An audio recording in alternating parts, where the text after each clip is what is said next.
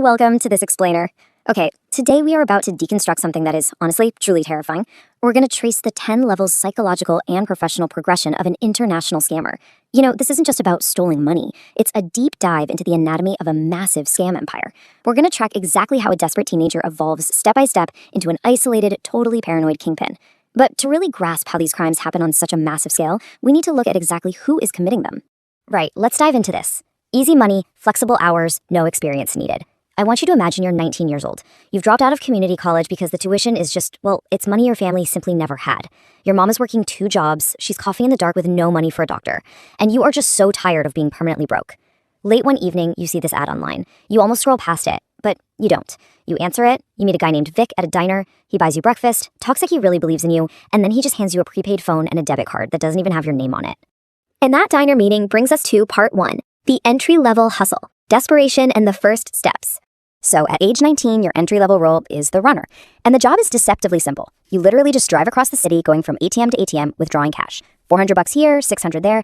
Your instructions are crystal clear. Keep a 10% cut, never ask where the money comes from, and definitely never ask whose name is on the card. That very first day, your hands are shaking as you punch in the PIN code, but you walk away with $200 in your pocket. It's more cash than you've ever held at once. You're a money mule, the absolute bottom rung of an operation you can't even see. That smile is the most expensive thing you have ever bought. With that first $200, you buy your sick mother her medicine, and you lie to her face, telling her you got a raise. Her smile? That marks your very first moral compromise. You rationalize it, right?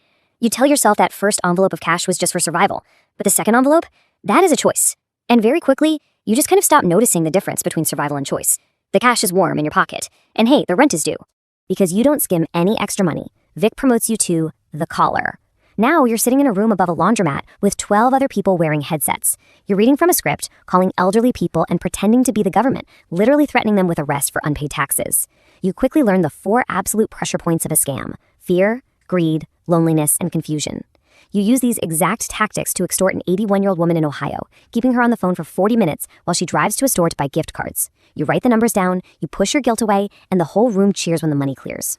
Pretty soon, your talent gets noticed, and you're pulled off the phones to become the fisher. The technical escalation here is just fascinating. You learn to clone banking pages, so they're just one single letter off from the real thing. You send out 10,000 emails at 3 a.m. A tiny fraction of people click, a fraction of those type in their passwords, and, well, that's enough. You harvest the logins and drain the accounts slowly, over days, because slow theft is way harder to notice. Stealing by a code removes the human voice entirely. It breeds this really dangerous arrogance, making you think the rules are just for people too slow to break them. Which brings us to part 2, middle management and morals, building a life on stolen money. As the money really starts flowing, your brain kind of adapts. You meet a woman named Lena, a nurse at a children's hospital. She thinks you work in digital marketing, and you just let her keep thinking that. You develop this intense psychological compartmentalization, literally putting your life into 2 totally separate boxes that never ever touch. Box 1 holds Lena, a nice apartment, the illusion of total normalcy. Box 2 holds the victims, the stolen funds, and the burner phones. You actually buy her flowers with money stolen from a teacher in Texas, and you feel absolutely nothing wrong. Let's trace the timeline forward a bit. By age 25, you're a crew lead, managing 6 people, callers, fishers, mules, the whole shebang. Lena has a baby, a daughter named Mia. Holding her in the hospital, you vow to earn enough and just walk away clean. But you don't. Actually, scratch that, you double down.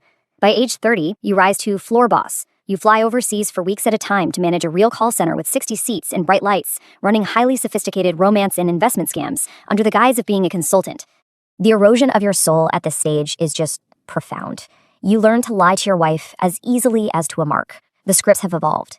You literally watch a man in Australia send his entire life's retirement to a fake soulmate that you designed.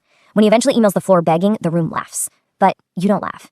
Instead, you start drinking heavily on the nights you can't sleep, trying to drown out the reality of the people whose lives you're actively destroying from afar. Moving way up the ladder now, we arrive at part 3, the criminal executive suite, moving the money and designing the cons. Now, as the launderer, you're tasked with a job very few can actually do, washing absolute mountains of dirty money.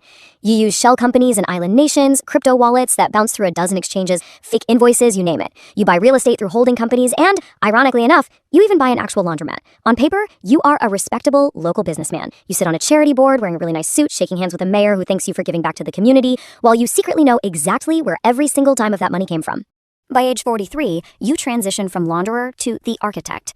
You're no longer running the floors. You sit at the very top, engineering human suffering the way a corporate engineer studies a bridge. You design the long cons, the fake job offers, the charity frauds that exploit human emotions under pressure. You're building playbooks for crews you will never, ever meet, sitting in boardroom meetings discussing scaling, efficiency, and market share, exactly like any typical corporate executive. And this brings a truly jarring perspective shift. 10,000. That is the number of victims your operation hits in a single quarter. To put that into perspective, that's enough people to fill a small stadium.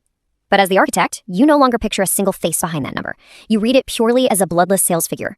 That guilt you used to drown with alcohol, it's completely gone. You feel nothing. And that ease, that total absolute absence of humanity, is for sure the true horror of it all. Which brings us to our final darkest chapter. Part 4, Becoming the Ghost. Ultimate isolation and the kingpin's paranoia. So when the man above you, Dimitri, is arrested, you step in to stop the panic. At 48, you become the boss, running an enterprise the exact size of a real multinational corporation. By 53, you are the kingpin, sitting atop a syndicate that steals on 6 different continents. You have government officials on payrolls and top-tier lawyers fighting extradition. But you also carry more fear than you have ever known in your life. Rivals, police, your own lieutenants, everyone wants what you have. You trust absolutely no one. You sleep with the lights on, check the locks twice, and always sit with your back to the wall. And here is the devastating irony of your personal life. You are a kingpin, an unmappable Interpol target. Meanwhile, your daughter Mia, whose entire private school life and college tuition was funded by strangers' absolute worst days, is now a 28-year-old lawyer. She works for the government prosecuting financial crimes. I mean, she is literally fighting the exact people you are. You watch her speak about justice on courthouse steps, terrified that one day she might uncover the truth about her own father. At age 58, you become the ghost. You hand the operation over, vanish under a clean fake name, and retire to a beautiful quiet house on a quiet coast. By every measure the world uses, you won. But you do not feel free. You wake up at 3 a.m. every single morning in sheer terror, walking the perimeter of your property in the dark, watching the headlights on the road, just wondering if tonight is the night they are finally coming for you. You have everything money can buy and nothing that it cannot. You built a massive empire on the loneliness of strangers, and now that exact loneliness is all yours. You have a house, but no home, a wife, but no real marriage, a daughter you can never ever give an honest word to. You realize, decades too late, that the money was never really the point, and now the board is entirely empty.